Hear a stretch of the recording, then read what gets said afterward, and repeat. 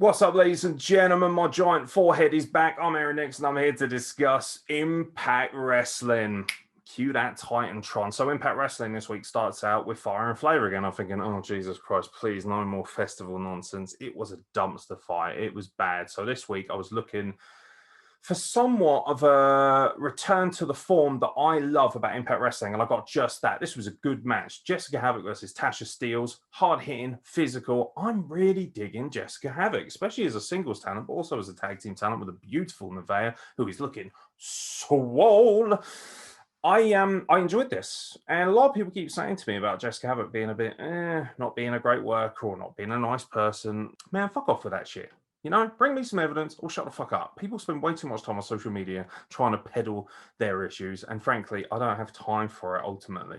All I care about is the quality of the wrestling I see in the ring. And I think Havoc is actually really good, especially for a size. You might be slightly deceived into thinking, this is going to be a bit like Nia Jax, you know, big, powerful, but ultimately quite sluggish. No, actually, she can really move. Woman's got cardio for days. I like it. Really, really liked it. And I really like this match. Hard hitting. I'll tell you what I really love. I like continuity and I like logic within that wrestling space. When I say logic, I don't mean obviously, oh, you're not allowed to shoot people with lightning. I don't mind that, but make sure it's logical to the product that I'm watching. And at the end of this match, you know, Kiera Hogan goes for a leg, grabs Jessica Havoc's leg. You think, here we go. We're going to get this usual bullshit kind of, you know, one half of the tag team partners match where one interferes and the other one gets costed. And actually, no. Instead, Nevaeh was like, okay, fair enough. I'm going to use that and the referee's distraction to sweep out Tasha Steelz's legs. Boom. Havoc takes advantage of that. Wicked tombstone pile driver. 1, 2, 3. Havoc picks up the win. Nice. Building this rivalry nicely. And let's be honest, there isn't really much else going on in terms of women's proper tag teams, unless they're going to start using Shining Stars a bit more, and maybe Killer Kelly and Renee Michelle can return and really sort of work out their fluidity as a tag team. But this seems like 1 and 2 in their current women's tag team division, and I'm okay with it. Good stuff, good stuff. But there is nothing better than the good stuff himself, Joshua, the walking weapon, Alexander. Yes, it's time for my man crush of the week. So if you don't like to hear me fapping over how enjoyable this man is, probably best you skip forward a couple of minutes. So Joshua Alexander takes on Madman Fulton, who I haven't been overly impressed by. By the way, how is this guy not tagging up with Lance Archer? The similarities are eerily similar. And to be honest, to find one Lance Archer is impressive. To find 2 men of this kind of ilk, crikey O'Reilly. I feel like Ace Austin gets most of the rub from this tag team. And ultimately, I'm not surprised really, because he's the one who seems to be in the singles matches most. And Fulton seems to have just been a heavy. So this is actually a rare chance for me to see Fulton in singles action. And shock horror, this is the best match I've seen him in. And I wonder why that is. Joshua Alexander, one of the best workers in the world. Yeah, it's probably that. This was fantastic. And I love the psychology of this. And as somebody who's training myself, who really wants to be the best form of myself in the ring, there is not a finer example of how to work than Joshua Alexander. Man, he is so professional in every sense. He really is the guy that you can trust to put your strap on and lead a company. I really, really hope that that is going to be the case with Joshua Alexander by the end of this run, because nobody in this company personifies professionalism. You know, Brian Myers is walking around with a pirate's eye. God knows what he's doing there, talking about how he's the most professional wrestler. Nah, not really, mate. It's all about my boy Joshua Alexander. Great style, great psychology, great look. What a presence he's got. And ultimately, this match really did personify why he is such a phenomenal worker, because instead of just fucking thundering around doing 4 or 5 minutes of get your shit in quickly, it was like, nah, man, let's do this at my pace. Let's do this at the right pace. Let's showcase how good you look as a powerhouse. Let's showcase how good a wrestler I am. His transitions into the ankle lock, my lord, he is a very special talent indeed. And Fulton, to be fair, looked great in this, and ultimately that will have been helped by the way that, you know, Joshua Alexander was willing to work for him. Great choke slam on the outside. Everything meant something. So instead of like just 500 miles an hour and then him no-selling a German, no, everything was paced well, which meant that when they did that release German and he just kind of rolled through it and no-sold it, like the monster he's, that meant something. All of a sudden I'm thinking, holy shit, That's impressive because I am not seeing him do it all the time. And I'm certainly not seeing him do it 8 times in a match. But ultimately, Joshua Alexander getting the win is good for business. And I'm really hoping we are on the cusp of greatness when it comes to Joshua Alexander becoming the next Impact Wrestling champion, or at least an Impact Wrestling champion later down the line. This show actually really gave us some good wrestling. I've got to say though, still not feeling this Susan stuff. I don't care. I know this is going to upset a lot of people because I love Susie and I really love Sue Young. But this whole idea that Deonna Purrazzo and Kimberly have made this kind of deal with James Mitchell, and because of that, she's just this boring ass accountant. You know, I'm not really going to take. It's really funny actually, right? When I first started training, one of the things that my trainer used to say to me is you've got to invest in yourself. You've got to look good. And to a certain extent, I agree. I don't necessarily agree with this old-timey tradition. You must wear boots. You must wear a singlet. You must have trunks, you know, and all this stuff. Not necessarily. Works for some guys. Other guys, you know, case in point. I mean, I've seen TJP wrestling all kinds of wild shit. You know, I've seen the Usos wrestling fucking jeans and Nike Airs. Every person has their own different style. But at the same time, watching this woman wrestle in a semi-suit and some Adidas trainers, it just looks really weird. It looks like someone's grabbed a woman out of the back office and thrown her in a ring and said, right, get in there. And ultimately, why am I supposed to believe at any point that Jordynne Grace should be challenged by this person? Absolutely not. And ultimately, Jordynne Grace does get the win. Jazz is at ringside as well, which is great. The numbers game comes into play near the end.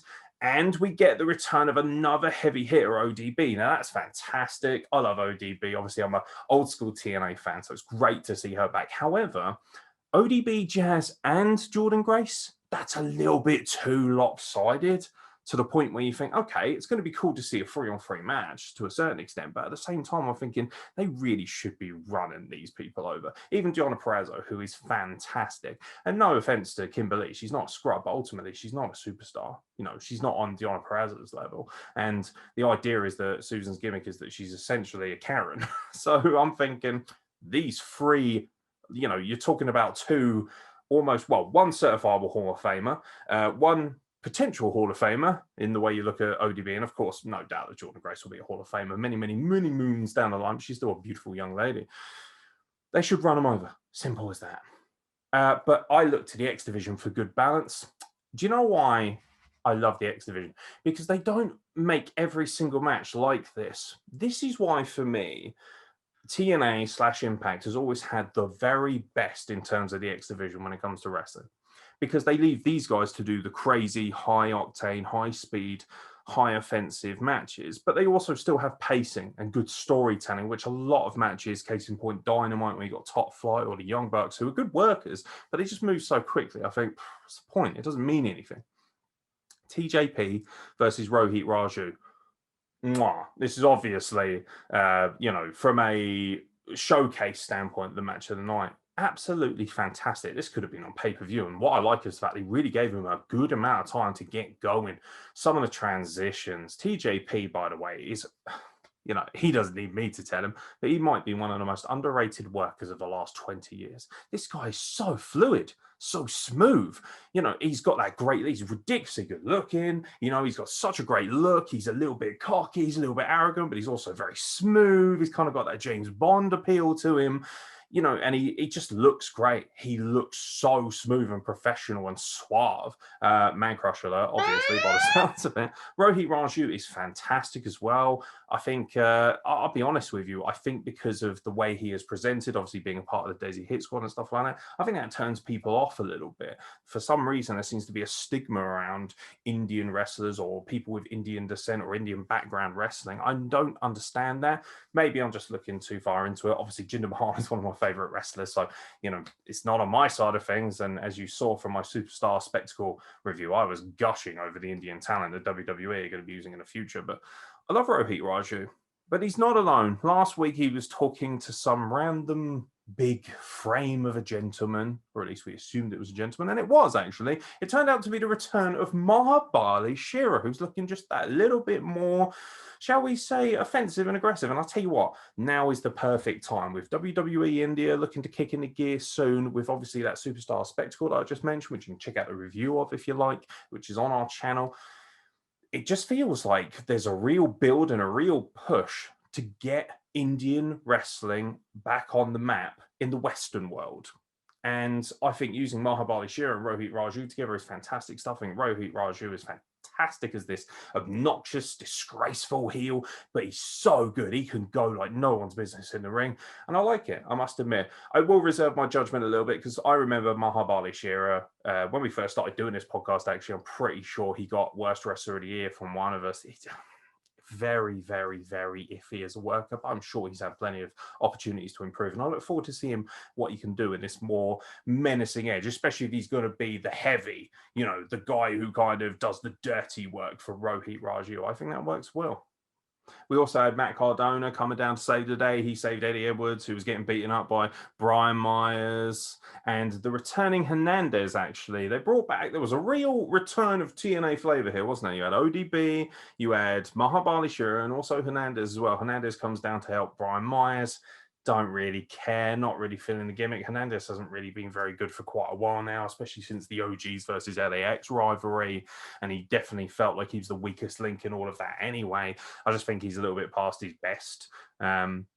So I'm not really bothered about that. But Matt Cardona teaming up with Eddie Edwards, it's all right. Just feels like a filler, doesn't it? Just feels like mid-card stuff that can kind of, it'll go there. It'll serve its purpose for what it is, but it's not going to, light a fire under anybody, and it's certainly not going to turn too many heads in terms of its mainstream appeal. What will turn my head is the main event of this show. I don't know how many times I have to say this. Chris Bay and Moose. Every time I look at those two, that is the future of wrestling. Moose is amazing. Moose is legitimately the guy. I feel like everyone's sleeping on him. Just because he's in Impact, it's like, yeah, whatever. But I can guarantee if he turned up on Dynamite tomorrow night and beat the living shit out of Kenny Omega, he'd instantaneously become a megastar. Not only in my eyes, but in a lot of people's eyes. I feel like he's one move away from breaking out as a monstrous star. For my money, he already is. But it's just a matter of getting him in front of more people so that they know what they are missing. Same with Chris Bay.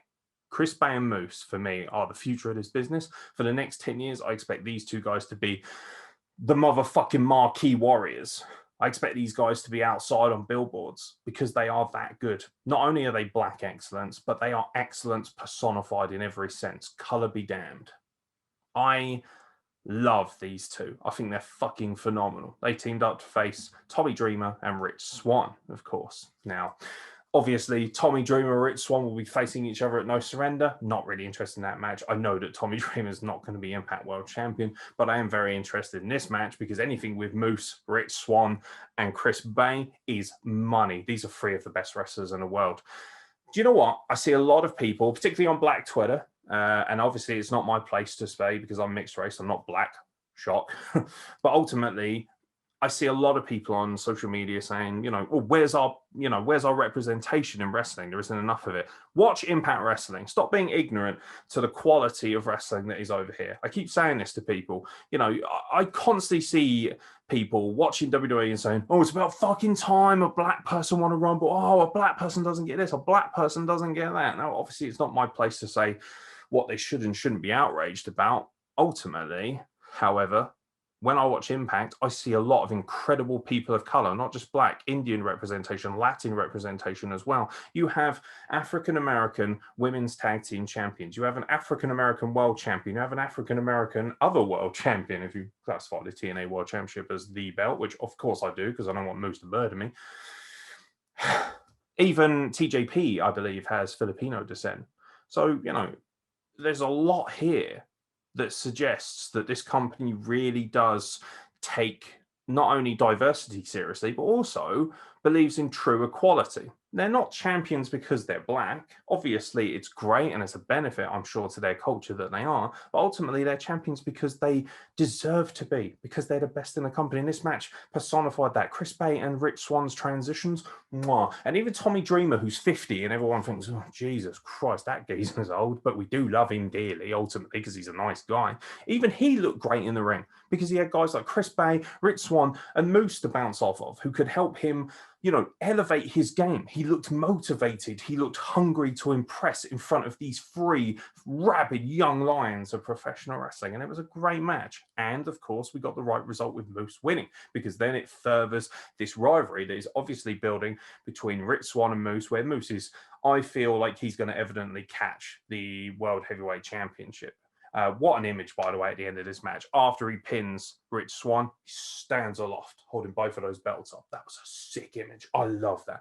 That's what I want to see. And ultimately, that really left a good taste in my mouth, which is great. Because last week, I didn't think Impact was great. This week, I thought Impact was excellent. It really furthered its storylines. And ultimately, it gave me a lot of good wrestling. And it squeezed it into 2 hours, but it didn't hit me with everything.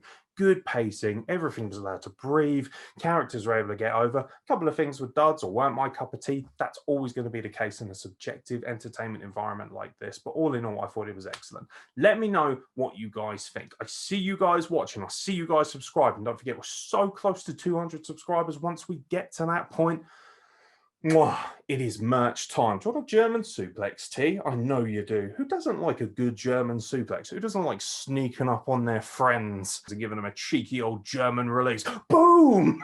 Surprise, motherfucker! Of course, I don't do that in public. Absolutely not. Huh? Yeah, but ultimately, you could buy one of these shirts, but ultimately, you could win one of these shirts. You could win one of our other shirts. It will be entirely up to you. But once we hit 200 subscribers, we will be giving away some merch. And every 100 subscribers, I'm hoping to give away some other merch too, up until the end of February. So now's a good time to let your friends know that WrestleBlog is here to give you fresh, honest opinions. And hopefully you are entertained not only by my ugly mug, but also the graphics. Of course, the Nixtron 5000 is working overtime over here. Yes, I know, Jericho. Please don't sue me. Jesus Christ. But ultimately, let me know what you guys think. Like, subscribe, and also don't forget to hit the bell icon so you can get notifications of all of our content going forward. I've been Aaron Nix, and I'll catch you very soon for more content from the WrestlePlug.